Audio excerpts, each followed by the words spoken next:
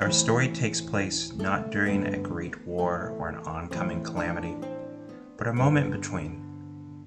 The great evils are sealed away, and the heroes of legend are not yet needed. But that isn't to say peaceful times aren't without adventure. Every thread of the tapestry is important, no matter the placement. We start our adventure in a rather unassuming place, a tavern, on a rather unassuming morning. The trio inside, however, are anything but. A dwarf, clad in mail with a heavy mace at his side. He eyes the dubious stew with a slight bit of disdain. He'd never quite understand the human palate. Huck, we're gonna need to start making money and start making it soon if we want to secure passage on that riverboat, much less sleep under a roof another night. Aye, Bertram, I hear ya. After we cross that damnable river, get into the royal city shouldn't be that difficult of a journey. The dwarf then pulled out a finely carved bone pipe and took a deep puff. Huck gave the halfling a look of quiet judgment. When Bertram was paid up front to guide Huck through the human lands, he didn't realize the halfling would burn through his funds so quickly. It made him worry this irresponsible behavior may be present elsewhere. Well, Loudmouth, what say you then? The halfling asked the human with a grin. Would you like to help me in the square entertaining the fine people of this village?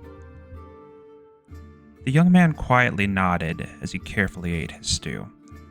A keen observer would have taken note that he was missing his tongue. Huck and Bertram found this poor soul barely a fortnight ago, bleeding to death in a ditch. Huck patched him up the best he could, but whatever had happened to him left him without memory and without a way to speak. Huck had heard that the human doctors in the royal city specialized in all sorts of maladies, so for now the young man is traveling with them. They call him by the nickname Loudmouth because the halfling thought himself a comedian. The dwarf then stood up and gathered his things. Right. I'll let you two do whatever it is you do when you go entertain. I'm going to go to the smithy and see if they could actually use someone that has some real craftsmanship knowledge. The halfling smirked at Huck. I keep telling you to leave that attitude at the door when you're dealing with the humans. They would definitely accept your help and value it a lot, but they don't need the constant history lessons about why dwarves are better at everything craft-related. Huck gave the halfling a dismissive hand wave before gathering up his stuff and leaving. Well, Loudmouth, he paid me all this money for my insight, but he refuses to use it. Oh well, let's get ready and head out. I'm hoping to at least make a little bit of money that will have enough to stay here again tonight, if nothing else. Well, I hope you guys enjoyed that little opening. I'm going to try to keep it freeform throughout the rest of this series, but I might have like more kind of scripted areas, I guess, for lack of a better term. But yeah, we've got our heading. We need to make it to the royal city of the human realms. All three of us have a reason to be there. Some haven't quite been revealed yet, but we need money. So we're going to start off by a very good move in role-playing games as we're splitting the party, as you do. So we're going to start off by going with our dear friends Bertram and Loudmouth. We're going to the village square, and they're going to perform and try to get a little bit of money to at least, if nothing else, have a comfortable place to spend the night. Because we are like living at that knife's edge at the beginning of this. Bertram is our more roguish type. He's not quite a bard, but he can play the lute decently well. And Bertram, he is our vanguard, our fighter. So he has some feats of athleticism. He's not really the talkative type because, he lost his tongue.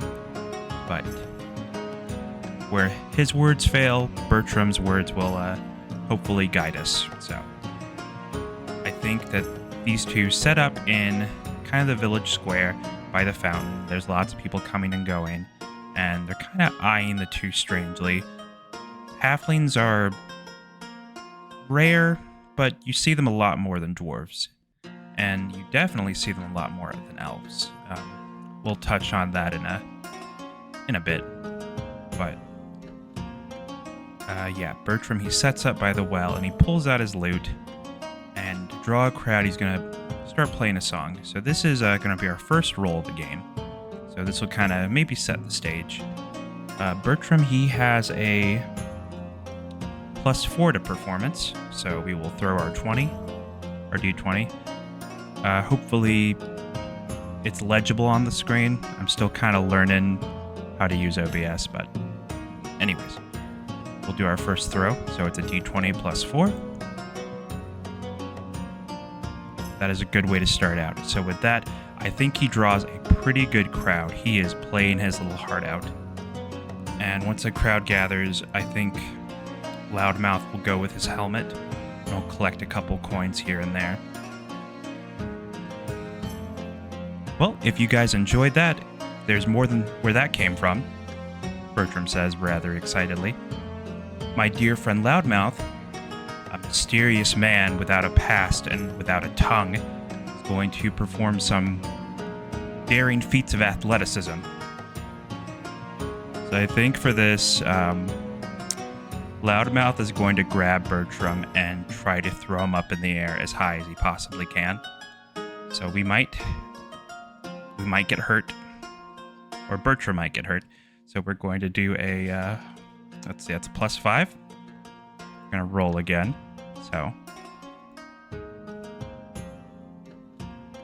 yeah, so that's a 21. So I think with that 21, he throws Bertram up in the air, and he manages to catch him with a flourish.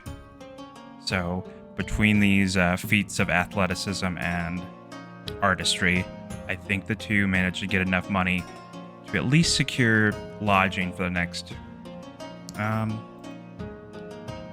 Let's roll D4.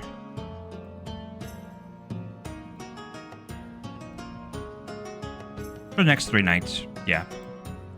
So I think we'll be good, at least until then. I'm going to try to abstract a lot of money and supplies because I don't want to get too bogged down in the details. If you guys have any suggestions on that, I'm always willing to hear, perspectives. So I think with that, we're going to cut away to Huck.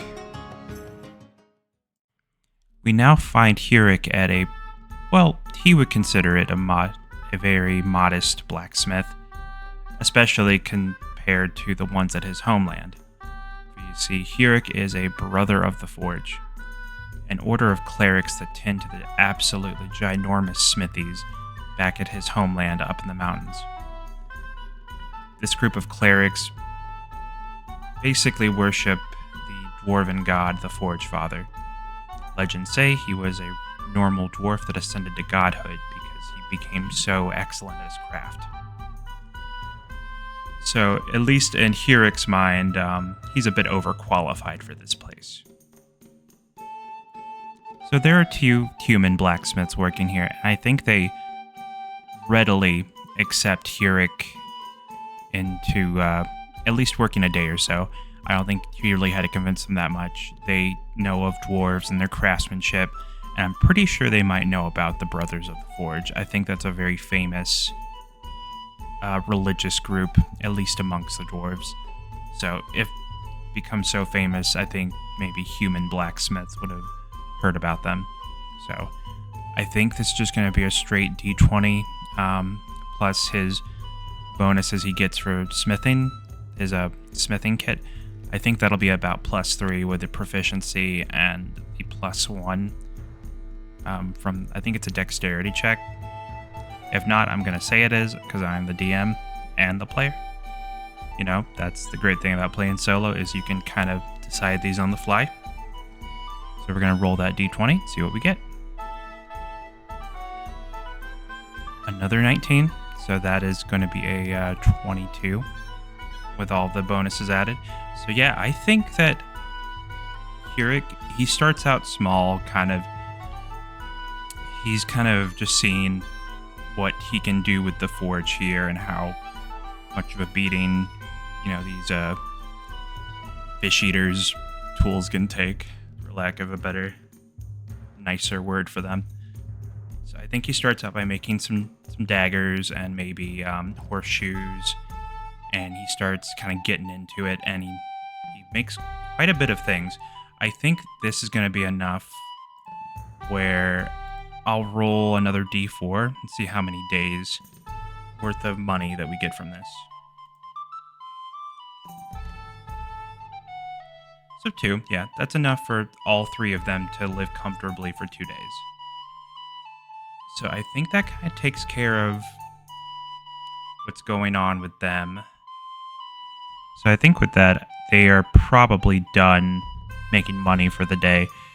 I think the sun is starting to set, and all 3 of them, they probably going to make their way back to the tavern. So we'll kind of transition over to that. Well, if nothing else, we'll at least have a roof over our heads for the next few days. Huck said as he walked into his 2 traveling companions. It appears all 3 of them did pretty well for themselves. They still didn't have it quite enough for the riverboat, but at least they would be able to be comfortable while they continue this side venture. As they were making their way back to the tavern, however, they hear a soft voice come from behind them.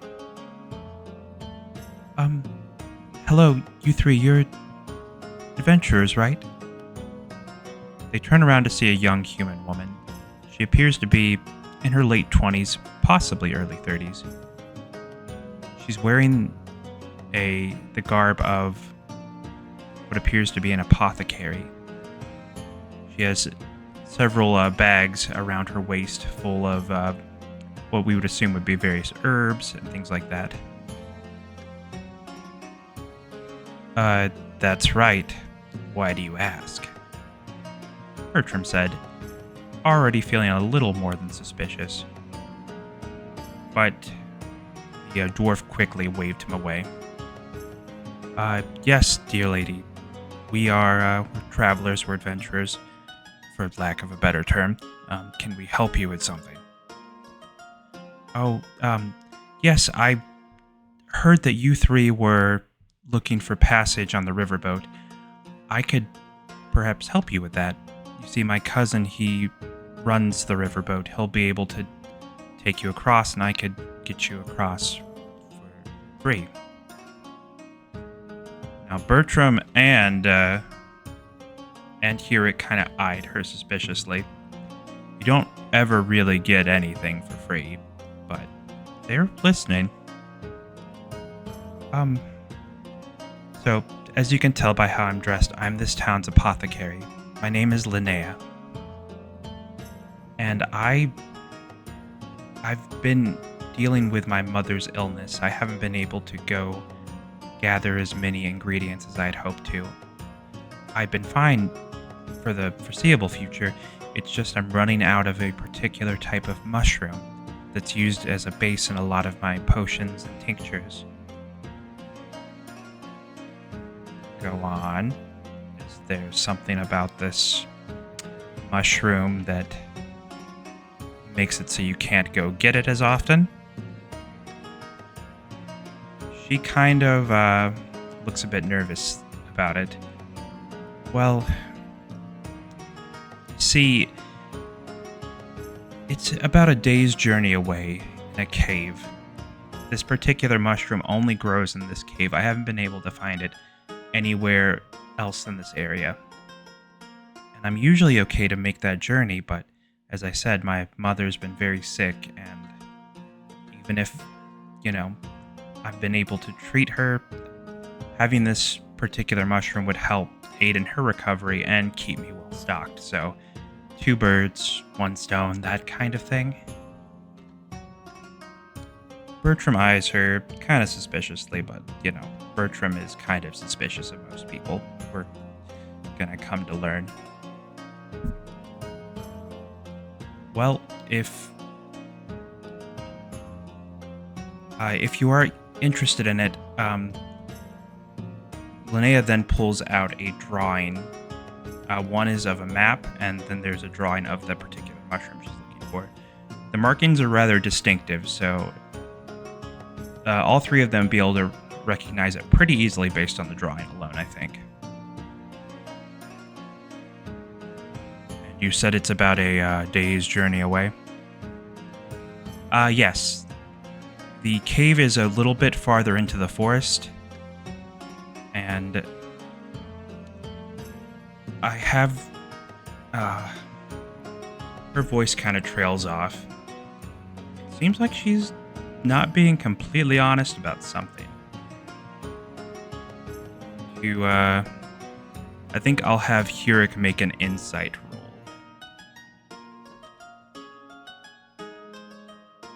Yeah, so his insight is +4. So, let me bring that up.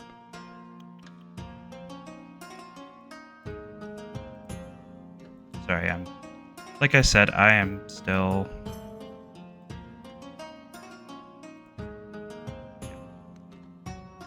learning OBS, so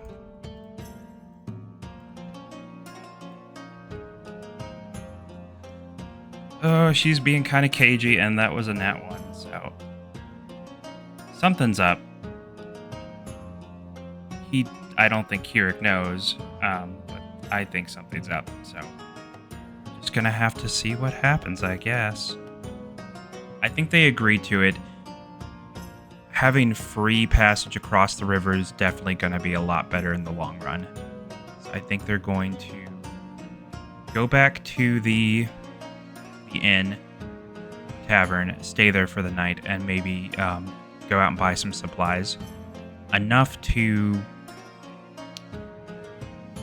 So I think it'd be one night at the tavern, one night out in the wild, and one night coming back. So, yeah. I think that works out. That math checks out. Yeah, we'll head back to the tavern then. The trio enjoy a nice meal together after a hard day of entertaining and banging metal around. I don't know, Huck. Something's up with that lady. She just seemed awfully dodgy about anything when we asked her. Bertram, the short time I've known you, I'm coming to learn that you're suspicious of about everyone. This woman's obviously dealing with a lot, with a sickly mother and running her own business. Who amongst us wouldn't be a little out of sorts? Fine. I mean, hey, if we can get across the river for free, that's money we've pocketed, so I guess at the end of the day, that's all that matters. How do you feel about this loudmouth? Loudmouth didn't really seem to care one way or another. I think if he could talk, he would be happy knowing that, I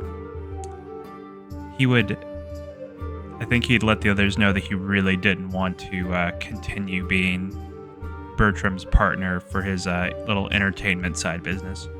So I think that, at least in that aspect, he's happy about it.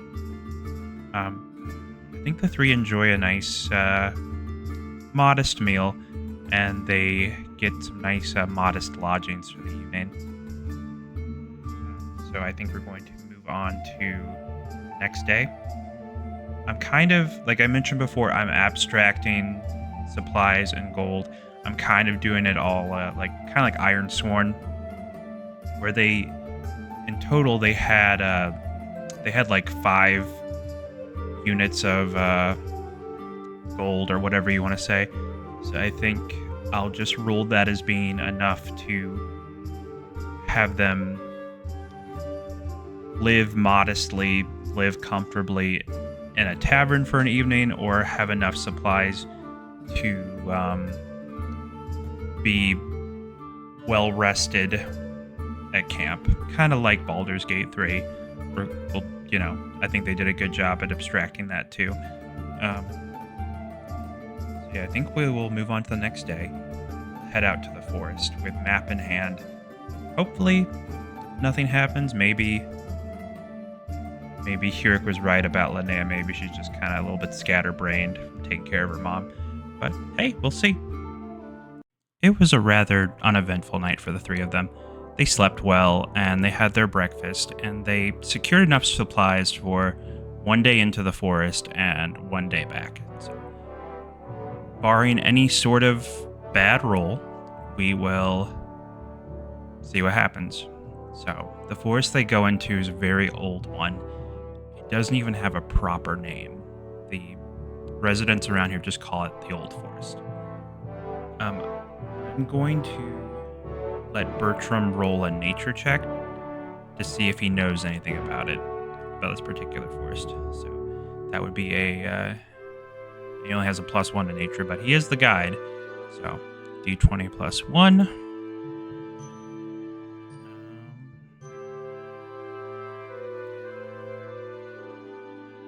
That's a 1. He doesn't know anything about this place.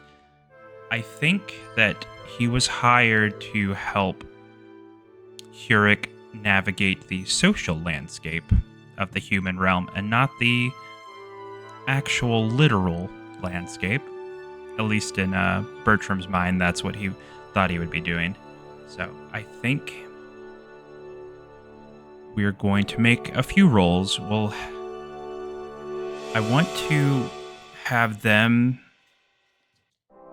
just walking through the forest that would be a survival roll. We'll add everyone's survival together, and we will, I think we'll just maybe go, let's see. Loudmouth has 2. Bertram has 0. Huck has 2. So we'll just average it together, so it's just 2. Yeah. 2 survival.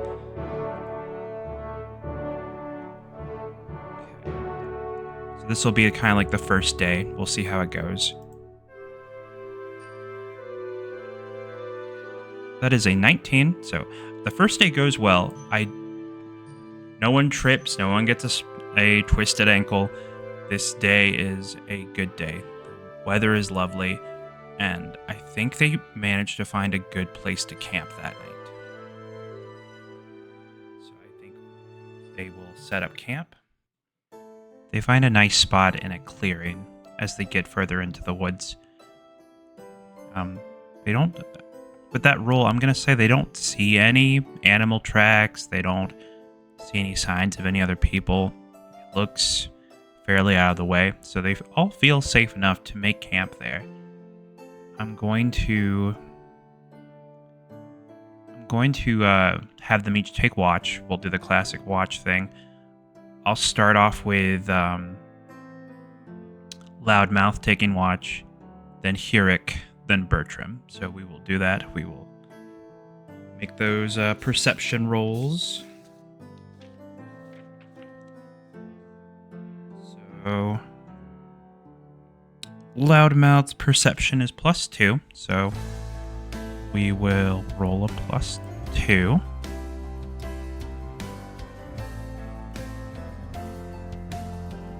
So he gets a 10 + 2, which is 12. I don't think he hears anything. Yeah, let's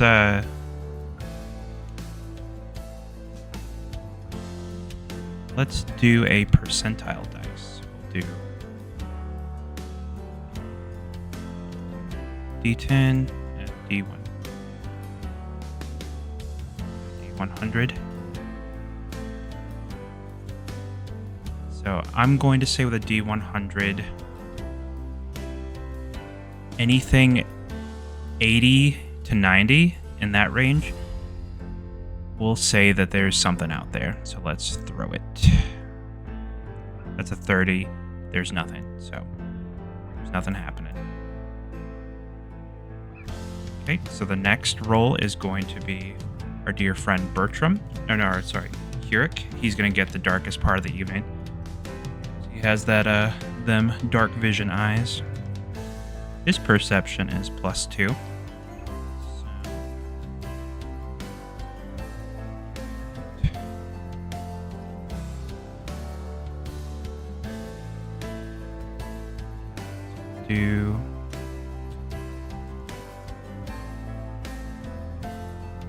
So he has a 15. Okay. I'm going to do another percentile roll. I'm going to have it be... If he gets a 60 and higher, there's something out there. 60 or higher. Another 30. So there's nothing out there, and he didn't hear anything. So, last but not least, our dear friend Bertram. Bertram has a 0, so he's just doing a straight D20.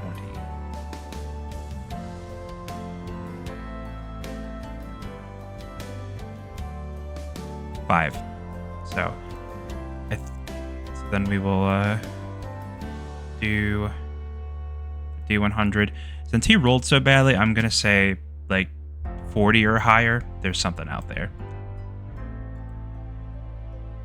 Yeah, there's something out there. And Bertram didn't hear it. So I think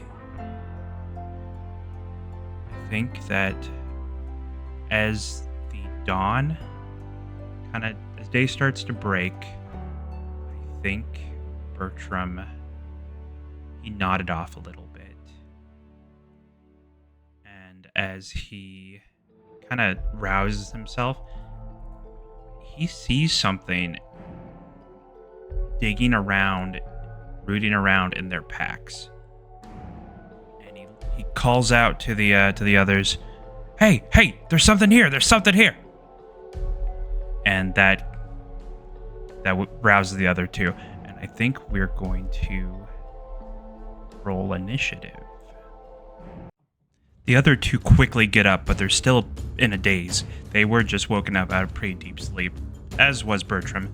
So he finally gets a good look at what he sees, and it's two pretty emaciated wolves kind of digging around their packs, trying to find what they can. They see that they're up, and they start growling at them. So we're going to have to make some initiative rolls. I'm going to, instead of rolling initiative for everyone, I'm going to take the initiative, to have the person with the highest initiative roll for the group on each one. So that would be Bertram gets a +3 to his initiative, and the wolves both have a +2. So we'll roll.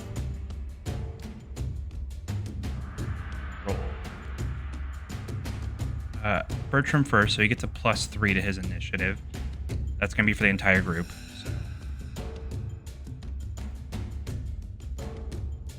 Okay, so that is a non-natural 20. And now for the wolves, they get a +2.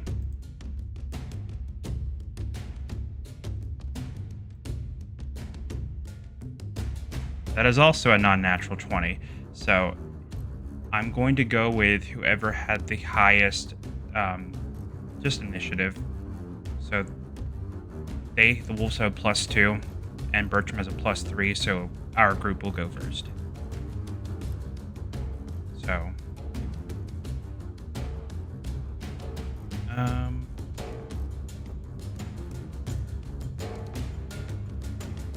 we'll have the order be Bertram, Loudmouth, and then Huck. So I think Bertram, he doesn't want to fight. He is scared. He is not a fighter.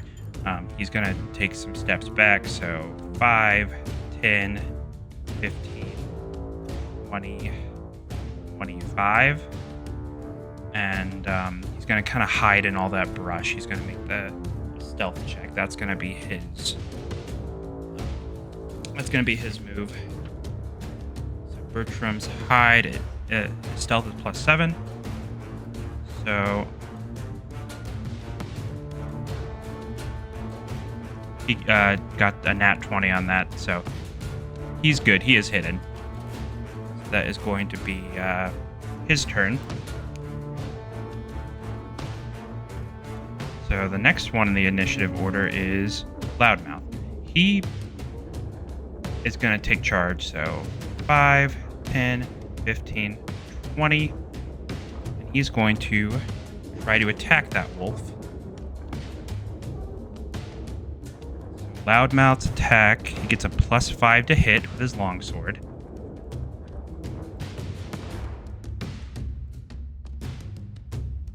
Yeah, so he whiffed that one. He whiffed that one bad. So I think the wolf sees him coming and kind of like ducks out of the way. But that's his turn. Next is our boy Huck. So 5, 10.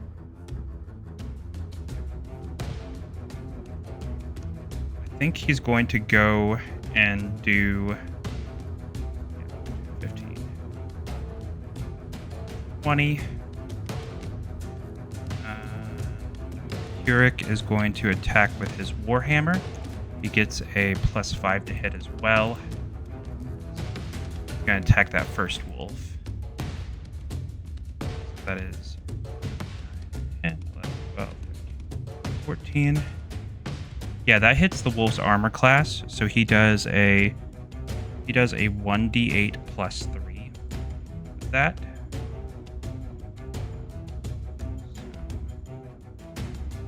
Throw that. So he does 4 damage to that wolf.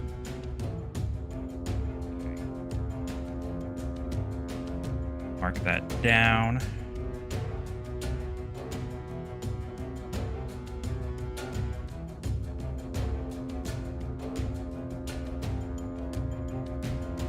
Sorry about that. Oh.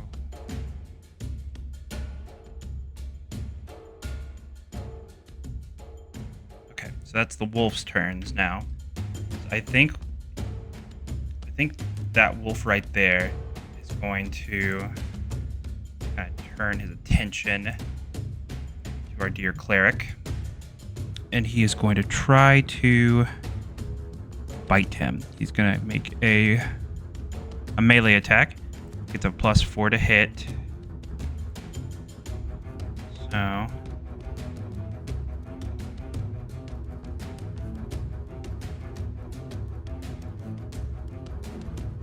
yeah, he critted, so that means he gets to roll his damage twice. And he gets a 2d4 +2. So that is a 4d4.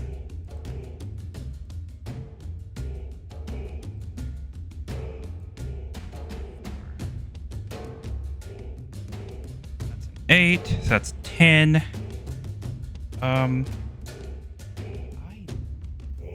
I think Huck might be down. How many hit points did he have?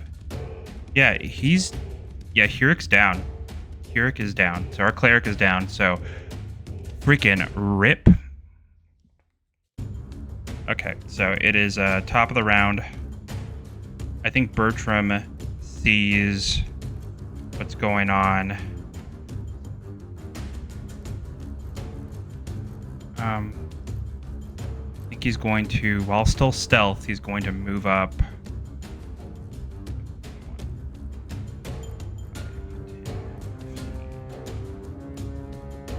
20. He's going to try to attack the wolf next to Loudmouth.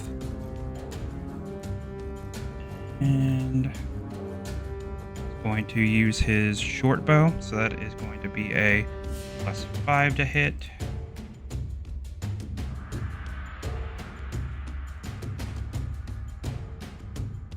Yeah, so he hits that one. So that is a 1d8 +3. So clear, 1d8. 7. Do a 6 for the sneak attack bonus. So +6. Okay.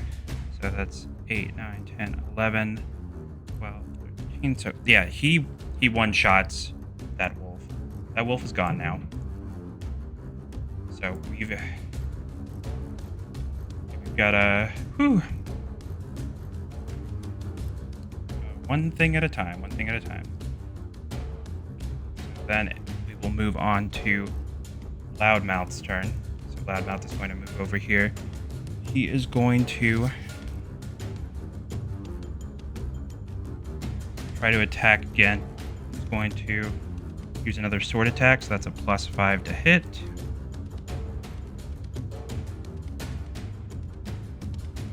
Yeah, so he gets a 15. That hits it.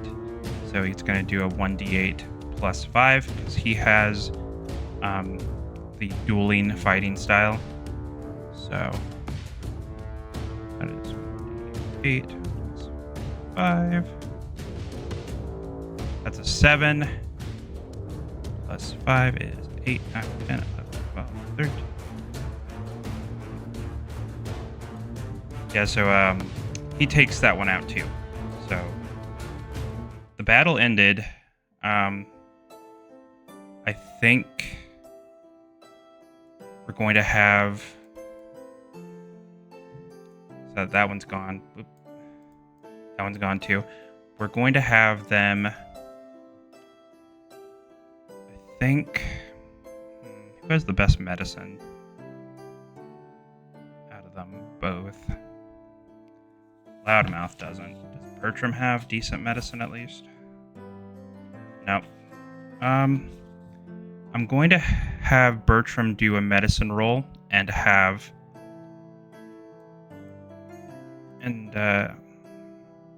Loudmouth do the help action so we can get we can have advantage. So let's see. 13 on one of them. So I'll say 13 stabilizes them. Stabilizes our dear dwarf.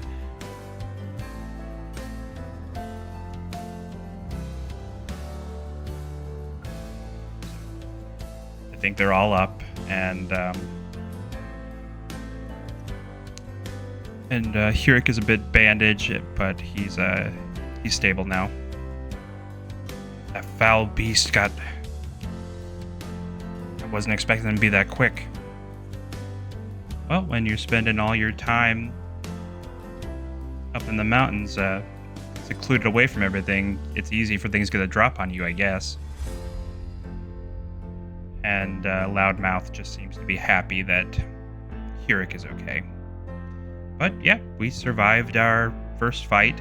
It got a little dicey because the cleric went down, but they survived the night. I think they lost a little bit of supply, so they'll probably have to go foraging to make it up. But I think we're going to end it off right now. We reached a good spot. Any notes you guys have for this? I'd love to hear it. I've got an idea where I want the story to go, but I'm going to start kind of letting the dice handle it more and more. And if it goes the way I want, great. If not, you know, something cool might happen. But yeah, thank you guys for watching. I hope you enjoyed this. It is all still very new to me. So please like and subscribe and all of that. And may all your adventures, whether shared or solo, as we say, be epic.